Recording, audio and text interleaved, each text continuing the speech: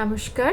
ঠাকুর শ্রী রামকৃষ্ণ পরমহংসদেব এবং মা শারদার চরণে আমার সশ্রদ্ধ প্রণাম জানিয়ে ভিডিওটা শুরু করছি। প্রত্যেকটা মানুষের জীবন আলাদা আলাদা, তাদের সমস্যা আলাদা আলাদা, কিন্তু কিছু কিছু সমস্যা থাকে দেখবেন প্রত্যেকটা মানুষের জীবনে কম বেশি ঘটে। যেমন ধরুন, সব কিছু ঠিকঠাক আছে, আপনি সকালবেলা উঠলেন, কাজকর্ম করলেন, আপনি পুজো পাঠ উপাসনা সব কিছু করলেন, সব কিছু ঠিকই ছিল, কিন্তু হঠাৎ হঠাৎ হয়তো বিকেলবেলা বা সন্ধ্যেবেলা কিংবা রাত্রিবেলা শুয়ে শুয়ে আপনার মনটা খারাপ হয়ে গেল, মনটা যেন ভারী হয়ে গেল, বিষণ্ণতায় মনটা ভরে গেল। তখন আপনি হয়তো নিজেকেই প্রশ্ন করেন যে আমার কেন এরকম লাগছে, আমার মনটা কেন খারাপ লাগছে? কই আমার সঙ্গে তো আজকে সেরকম কোনো ঘটনা ঘটেনি যে মন খারাপের মতো। তা সত্ত্বেও, এত কিছু যুক্তি দেওয়া সত্ত্বেও আপনার মন কিন্তু সেই খারাপ হয়ে রয়েছে। এর কারণ কি? আপনার ভগবানের প্রতি ভক্তি আছে, বিশ্বাস আছে, তা সত্ত্বেও কেন এত মন খারাপ? হয়তো মনে হচ্ছে আমার মনটা আজকে এত খারাপ হচ্ছে, তার কারণ বোধ হয় যে কোনো একটা খারাপ কিছু ঘটবে। এই যে আমাদের মন খারাপ, এই যে আমাদের নেগেটিভ চিন্তা, এটা কেন হয় এবং এ থেকে মুক্তি পাওয়ার উপায় কি? খুব সুন্দরভাবে ব্যাখ্যা করেছেন ঠাকুর রামকৃষ্ণ পরমহংসদেব। মা সারদা দেবীও আমাদের পথ দেখিয়েছেন যে এই দুশ্চিন্তার আগুনে নিজেকে দগ্ধ না করে কিভাবে এই আগুন নেভাতে হয়। তাহলে চলুন আমরা জেনে নিই ঠাকুরের মা আমাদের কী নির্দেশ দিচ্ছেন। মানুষের মন এমনই যে যতই আপনার ঈশ্বরের প্রতি ভরসা বিশ্বাস থাকুক, তা সত্ত্বেও মন ভাবে ভবিষ্যৎ নেই, মন ভাবে যদি ভবিষ্যতে এটা হয়। ঠাকুর বলতেন মায়ার জগতে বাস করি। আমরা আসলে যে জগতে বাস করি সেটা কিন্তু মায়ার জগৎ। আর এই মায়ার জগতে আমরা আমাদের দেহটাকে আমি ভাবি এবং সেই দেহটাকে, সেই শরীরটাকে নিয়ে কিন্তু আমাদের ভীষণ গর্ব থাকে। আমাদের সম্পত্তি, আমাদের বাড়ি, এই আমিত্বকে আমরা সবসময় ধরে রাখতে চাই। আর সেই জন্যই আমাদের মন ভয় পায় যে কখন এই আমিত্বটাকে, কখন এই আমার সমস্ত কিছুকে আমি হারিয়ে ফেলবো। যেহেতু পুরোটাই মায়া, সেহেতু হারিয়ে ফেলার ভয় আমাদের মনের মধ্যে তৈরি হয়ে থাকে। তাই তো ঠাকুর বলতেন যেখানে এই আমি আছি, আমার আছে, সেখানেই ভয় আছে, আর যেখানে ভয় আছে সেখানেই আছে দুশ্চিন্তা। ঠাকুর বলতেন সমুদ্রের ঢেউ উঠছে নামছে, তাতে সমুদ্রের কি কিছু বদলায়? আমাদের মনটাও সমুদ্রের ঢেউয়ের মতো, একবার খারাপ একবার ভালো।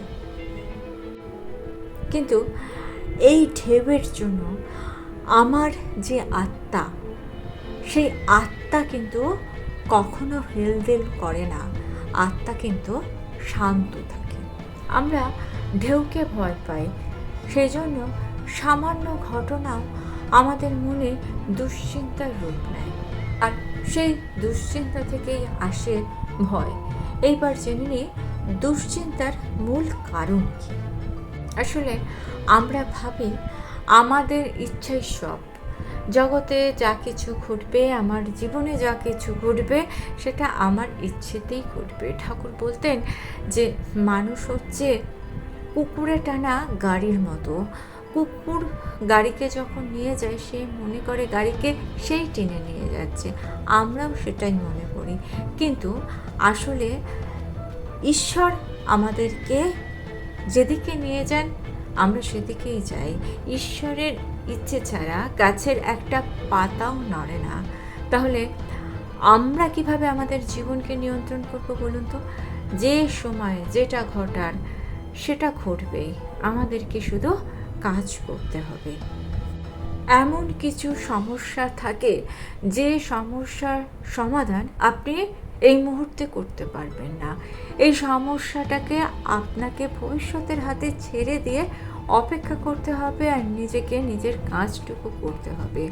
তাহলে দেখবেন যেটা আপনি চাইছেন সেটাই ঘটবে। যে সমস্যার সমাধান আপনার হাতে নেই, সেই সমস্যার সমাধান করার বৃথা চেষ্টা যদি করেন, তাহলে আপনি নিজেই দুশ্চিন্তাগ্রস্ত হবে। আপনার মনে নানান রকম নেগেটিভ চিন্তা আসবে, আপনার মন বিধ্বস্ত হবে। এবার চলুন মা শারদা আমাদের কিভাবে পথ দেখাচ্ছেন সেটা একটু দেখে নিই। শ্রী শ্রী মা শারদা দেবী বলতেন, যা হয় ভালোর জন্য হয়, সব কিছু ঠাকুরের ওপর ছেড়ে দাও। কেউ যদি দুশ্চিন্তা করতো এবং মার কাছে এসে বলতো, তখন মা বলতেন সব কিছু তার উপর ছেড়ে দাও। মা শারদা দেবীর জীবনেও কিন্তু অনেক দুঃখ, কষ্ট, অপমান, একাকিত্ব এসেছে। কখনো মা ভাবেননি এইবার আমি শেষ। আসলে মা বলছেন যে সব মানুষেরই জানা উচিত যে ঈশ্বর কিন্তু সব দেখছেন। তিনি কখনো তার সন্তানদের কষ্ট দিতে পারেন না। যে কষ্ট এখন আপনি বা আমি পাচ্ছি, সেই কষ্ট পাওয়ার কোনো না কোনো একটা কারণ রয়েছে। আমরা হয়তো বুঝতে পারি না, উপলব্ধি করতে পারি না, তাই আমরা ভেঙে পড়ি। কিন্তু একটা সময় দেখবেন যে এই কষ্টটাই আপনার জীবনে এমন একটা বড় শিক্ষা দিয়ে গেল যে আপনি অনেক বড় বড় সমস্যার, অনেক বড় বড় পরীক্ষায় উত্তীর্ণ হয়ে গিয়েছেন অতীতের ওই শিক্ষাটার জন্য। অর্থাৎ অতীতের যে কষ্টটা আপনি পেয়েছেন, সেই কষ্ট থেকে যে শিক্ষা আপনি পেয়েছিলেন, তার জেরেই কিন্তু আপনার বর্তমান এত সুন্দর হয়ে উঠল। এবার একটা প্রশ্ন স্বভাবতই সবার মনে আসে যে নেগেটিভ চিন্তা থামে না কেন? এটা কিন্তু সত্যি। দেখবেন কোনো দুশ্চিন্তা, কোনো নেগেটিভ চিন্তা যদি মনের মধ্যে একবার ঢোকে, কিছুতেই সেই চিন্তা বেরোয় না। আসলে ঠাকুর বলতেন যে মন ফাঁকা থাকলে মনের মধ্যে ভয় খুব তাড়াতাড়ি বাসা বাঁধে। ঠাকুর বলতেন কোনো কাজ না করে, অর্থাৎ অকাজে বসে থাকলে মন কিছু না কিছু ভাববে। মনের প্রকৃতিই হলো কিছু না কিছু ভাবা। মনকে যদি ঈশ্বরের নাম না দেওয়া হয়, মন নিজে নিজেই খারাপ চিন্তাগুলোকে ভাববে, খারাপ চিন্তাগুলোকে ডেকে ডেকে নিয়ে আসবে। তো এর সমাধান কি? চলুন জেনে নিই। ঠাকুর এই নেগেটিভ চিন্তা দূর করার জন্য উপদেশ দিয়েছেন নাম জপ করার। নাম জপ করা, সৎসঙ্গ এবং ঈশ্বরের উপর ভরসা। আপনি যদি এমন কোনো মানুষের সঙ্গে উঠা বসা করেন, মেলামেশা করেন যে সে সবসময়তেই নেতিবাচক কথা বলে, কিছু মানুষ আছে দেখবেন, তাদেরকে যদি জিজ্ঞাসা করেন যে কেমন আছেন, তারা বলবে ওই আছি, আমার আর ভালো থাকা। এই রকম নানান রকম শরীরের সমস্যা, পরিবারের সমস্যা, সন্তানের সমস্যা, মানে সমস্যা না থাকলেও সেই সমস্যাগুলোকে তারা টেনে নিয়ে আসেন। এইসব মানুষদের সঙ্গ যত ত্যাগ করবেন, তত ভালো থাকবেন। আমরা মনের চিন্তাকে বন্ধ করতে পারবো না, কারণ মন কিছু না কিছু একটা ভাববেই। আমরা যেটা করতে পারি সেটা হচ্ছে মনের চিন্তার দিকটাকে আমরা বদলে দিতে পারি। শ্রী শ্রী মা শারদা দেবী বলছেন, তোমরা আমার সন্তান, তোমাদেরকে কে কষ্ট দেবে? আপনি যদি এই কথাটা আপনার মনের মধ্যে গেঁথে নেন, এই কথাটাকে আপনি ভরসা করেন, তাহলে আপনার মনের শক্তি কতটা বাড়তে পারে সেটা আপনি একটু পরীক্ষা করলেই বুঝতে পারবেন। বিষয়টা আমি বলছি বলেই যে আপনাকে মেনে নিতে হবে এমনটা তো নয়। আপনি একটু লজিক দিয়ে ভাবার চেষ্টা করুন তো। মা মানে কি? মা শব্দটার মধ্যে একটা শক্তি লুকিয়ে আছে।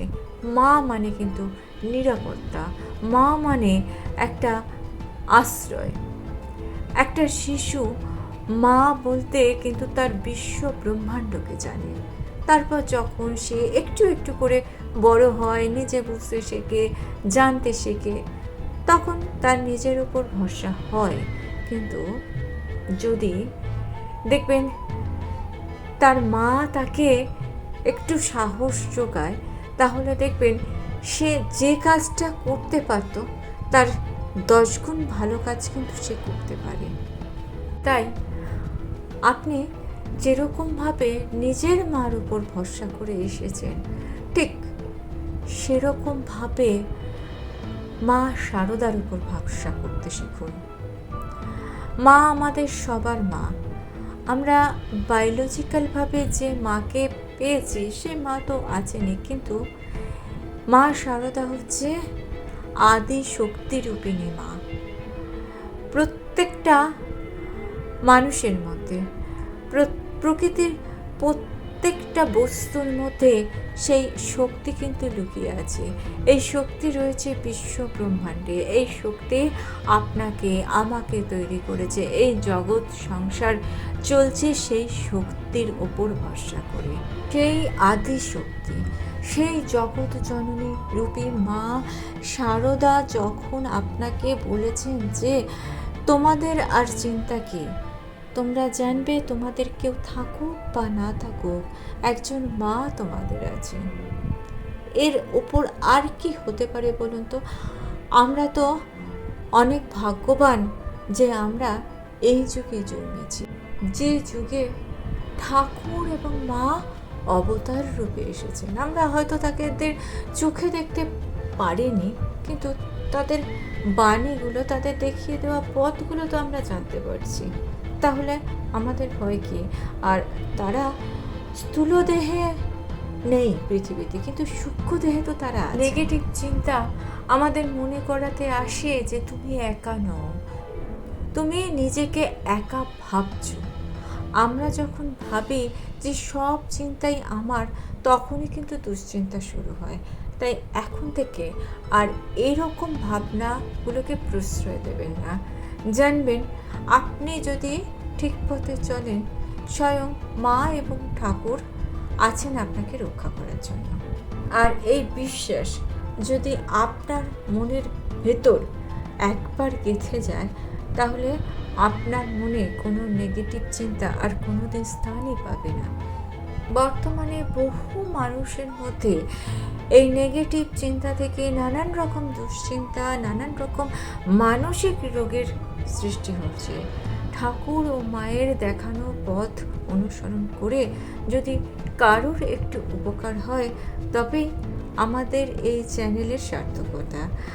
আপনার যদি ভিডিওটাকে উপকৃত বলে মনে হয়, আপনার যদি ভালো লাগে, তাহলে অবশ্যই আপনি আপনার বন্ধু বান্ধব, আত্মীয় স্বজনের মধ্যে ভিডিওটা শেয়ার করবেন, যাতে তারাও উপকৃত হয়।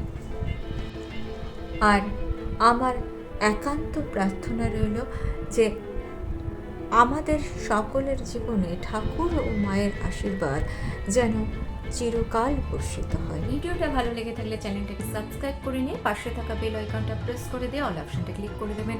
তাহলে যখনই নতুন কোনো ভিডিও আপলোড করব তার নোটিফিকেশন আপনাদের কাছে